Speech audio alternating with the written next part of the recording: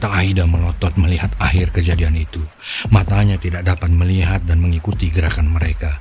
Dia hanya melihat Sam seakan jatuh terpukul, namun dia bangkit lagi. Sementara lawannya tiba-tiba saja roboh. Orang asing itu tidak tersenyum lagi. Dia hantamkan kedua tangannya dan bergerak maju, namun ditahan orang yang berdiri di sampingnya. Sam menatap tajam Ipul tanpa berkata-kata. Sekujur tubuh Ipul menggigil. Tatapan Sam bagaikan hujan es yang menancap ke seluruh tubuhnya. Lalu darahnya membeku. Wisnu, habisi dia. Jangan main-main. Laki-laki kekar satu lagi ternyata bernama Wisnu. Dia maju mendekati Sam dan tanpa basa-basi sebuah tendangan lurus ke arah dagu melesat bagaikan panah terlepas dari busurnya. Sam melihat sedikit gerakan pinggul kanan Wisnu. Sam hanya menduga akan ada tendangan ke arahnya. Maka dia hanya menyondongkan badan dan kepalanya ke belakang dan menarik mundur sedikit kaki kirinya. Dua orang bertubuh kekar ini benar-benar merepotkan Sam. Gerakan mereka begitu cepat dan selalu dengan kekuatan penuh. Sam mengeluh dalam hati. Benar-benar lawan yang tangguh. Satu pukulan atau tendangan mereka bisa membuat Sam tertidur pulas. Wisnu langsung merangsek Sam. Pukulan susul-menyusul diarahkan ke perut, ke kepala, lambung, dagu, leher. Sam sesekali berkelit. Apabila dia merasa takkan sempat, Sam menangkisnya. Dan setiap tangkisan berarti benturan dengan kepalan tangan Wisnu. Kini Wisnu menambah serangannya dengan tendangan yang begitu cepat. Variasi pukulan dan tendangannya membuat Sam hanya mampu menangkis dan menghindar. Tak ada satupun serangan balasan dari Sam. Mata Aida mulai basah. Bibirnya bergetar. Pelan sekali dia menyebut nama Sam. Aida sadar bahwa genggaman tangan Wawan mengendur. Sepertinya dia juga fokus memperhatikan pertarungan. Sampai akhirnya Wawan melepaskan tangan Aida dan berdiri di sampingnya. Aida sadar ini kesempatan dia untuk lari. Tapi kemana? Apakah aku akan sembunyi sementara Sam mempertaruhkan nyawanya untuk menyelamatkan dirinya? Aida menguatkan dirinya. Apapun yang terjadi, aku harus menemani Sam. Pergi atau tidak, aku tetap beban buat Sam. Tapi di sini, setidaknya Sam bisa menyadari masih ada orang yang berpihak pada Sam.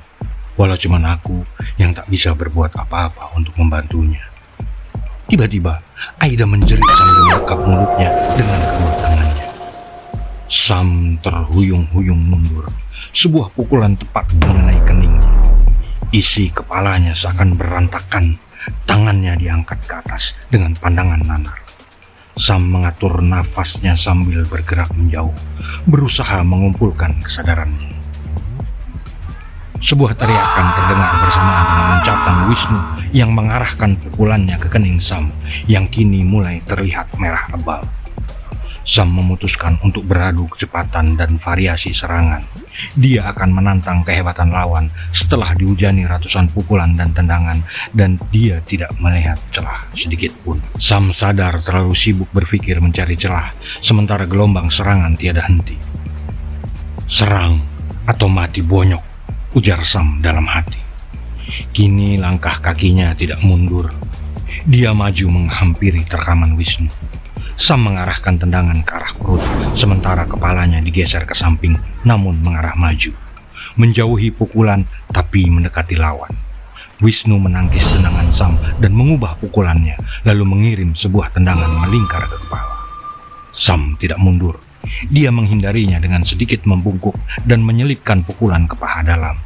Wisnu menggenjot tubuhnya sedikit dan memutar tubuhnya dengan mengarahkan sikunya ke kepala. Begitu cepat putaran siku Wisnu, Sam tak sempat menghindar. Dua tangan Sam diangkat untuk melindungi kepalanya. Tak payah lagi, Sam terjerembab menerima pukulan siku itu. Tapi isi kepalanya belum berantakan. Tangannya masih menahan siku itu. Lagi-lagi Aida menjerit kecil sambil membekap mulutnya dengan kedua tangannya. Wawan melirik Aida. Dia pun baru sadar bahwa dia sudah tidak menahan tangan Aida. Tapi dia yakin akan bisa menangkapnya seberapa cepat pun gerakan Aida. Lagi pula pertarungan ini tak boleh dia lewatkan. Dia bisa mempelajari setiap gerakan Sam sehingga bisa menebus kekalahannya.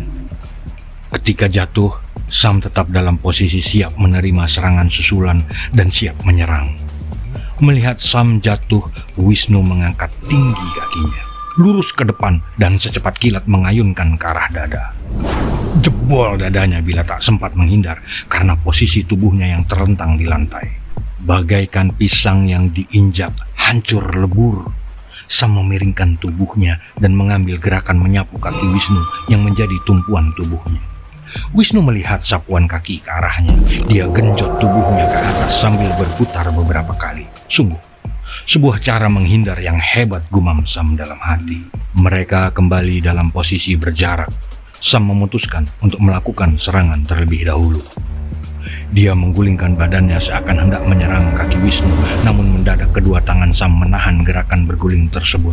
Lalu kedua kakinya melenting bagaikan kaki belalang. Kedua kakinya merapat tegak lurus mengarah kepala. Wisnu menghindar dengan menekuk badannya ke belakang. Tubuh Sam melenting melewati Wisnu. Begitu tiba di lantai, Sam berguling sekali dan menolak tubuhnya, meluncur bagaikan tombak. Dalam posisi badan terbalik, Wisnu melihat serangan susulan Sam. Wisnu membalik badannya dan memutar kakinya bagaikan pacul yang diayunkan petani. Tubuh Sam yang meluncur deras disambut serangan balasan yang mematikan. Karena tubuh Sam lurus seakan terbang rendah, sementara Wisnu mengayunkan tumitnya yang bagaikan pacul. Sekujur tubuh Sam menjadi sasaran empuk. Dimanapun tumit itu mendarat, bisa dipastikan tubuh Sam akan terhempas dengan keras ke lantai. Namun saat tumit itu semakin dekat, Sam miringkan badannya, dan saat kaki itu mendekat, pergelangan kaki Wisnu dicengkeram dengan kedua tangannya. Sam memutar tubuhnya, memanfaatkan daya dorong dan menjadikan kaki Wisnu sebagai tempat berayun. Lalu, dia menyentak kaki Wisnu dengan kekuatan penuh kedua lengannya dan mengayunkan tubuh Wisnu ke arah dinding. Tubuh Wisnu tersentak, ditarik sebuah kekuatan yang besar dan cepat tanpa dia bisa mempertahankan posisinya. Dia pun meluncur menghantam tembok dan jatuh. Sam pun terjatuh dan memandang ke arah Wisnu sambil geleng-geleng. Dilihatnya Wisnu kembali berdiri dan dengan langkah panjang mendekatinya. Sam yakin daya lontar yang dihasilkan perpaduan luncuran tubuhnya dan hentakan tangannya tentu mengakibatkan benturan yang sangat keras. Namun itu masih belum meruntuhkan Wisnu. Mereka kembali berhadap-hadapan. Sam kembali melakukan serangan. Kini dia merapat dan menghujani Wisnu dengan pukulan yang sangat cepat. Kepala, dada, perut, kaki, semuanya tak luput dari gempuran. Sam memutuskan meningkatkan kecepatan pukulannya dalam jarak dekat dengan resiko serangan balasan yang juga sama cepatnya. Mereka jual beli pukulan seakan tak peduli dengan pertahanan, memukul dan terpukul. Hingga sebuah pukulan yang cepat dan bertenaga menghantam sisi dalam paha Wisnu. Pukulan ini membuat Wisnu terpincang-pincang dan mengerang kesakitan. Saat itulah Sam menggenjot badannya, melakukan tendangan berputar yang mendarat tepat di leher Wisnu, yang hanya bisa mengerang dan melotot. Serangan itu disempurnakan dengan sebuah pukulan ke pelipis yang membuat matanya langsung terpejam dan tumbang. Belum sempurna, Sam menarik nafas, memenuhi paru-parunya dengan oksigen. Dengan teriakan lantang, Wawan meloncat dari atas, mengerahkan tendangan lurus ke dada Sam. Bisa dibayangkan, tenaga yang mengiringi tendangan Wawan yang meloncat dari lantai 2 setinggi hampir 4 meter. Dibantu gaya gravitasi, maka terciptalah sebuah tendangan yang sempurna. Sam kehabisan akal untuk mengatasi serangan ini. Matanya terpejam seakan pasrah menerima tendangan. Dalam hati Sam berkata, "Bila pun tubuhku terkapar membeku, mereka harus menemaniku." Matanya kembali terbuka sambil menjulurkan tangannya seakan menyambut kaki Wawan. Sambutan Sam begitu lembut tanpa tenaga, lalu dihempaskannya Wawan ke meja. Gerakan yang murni mengandalkan insting ini memanfaatkan serangan lawan dan mengalihkannya. Meja kaca tersebut hancur berantakan. Sam menyempurnakan serangannya. Dia melompat tinggi dan menekuk kedua kakinya sehingga dua lututnya mendarat mulus di dada Wawan. Ini kesempatan Sam satu-satunya mendekati Aida sebelum datang serangan baru. Dengan sigap, Sam bangkit dan berlari menuju tangga. Belum setengah tangga itu dia lalui, sudut matanya melihat pergerakan bayangan yang sangat ringan melompat. Hanya dengan 3 kali lompatan melalui sofa, orang asing itu telah berdiri beberapa anak tangga di depan Sam. Dengan senyum sinis, kakinya bergerak cepat ke kepala Sam. Yang Sam lihat hanya bayangan kaki orang itu, dan dia merasakan tubuhnya melayang ringan di udara dan terbanting ke lantai. Sam menggigit bibirnya agar tidak pingsan. Dia bangkit dan berlutut dengan satu kaki. Cepat sekali gerakan orang ini. Tenaganya, 2 atau 3 pukulannya sepertinya akan mengantarkanku menemui ibu. Gumam Sam dalam hati. Tiba-tiba terdengar sirene polisi dari kejauhan. Cepat, menyingkir dari sini. Polisi sudah datang. Ayo, teriak Ipul kepada yang lainnya. Tenang saja, masih ada waktu sekitar 1-2 menit. Biarkan gadis itu. Habisi orang itu. Orang itu menunjuk Sam dan melangkah keluar. Sam tak memperhatikan siapa yang memberi perintah itu. Dia hanya merasa harus bertahan hidup. Orang asing itu menerjang Sam. Serangannya sudah tak mampu dilihat Sam. Dia hanya mampu melindungi titik-titik rawan tubuhnya. 2 menit yang membuat Sam mengenang semua kepedihan dalam hidupnya. Pukulan, tendangan, membuat Sam terjungkal.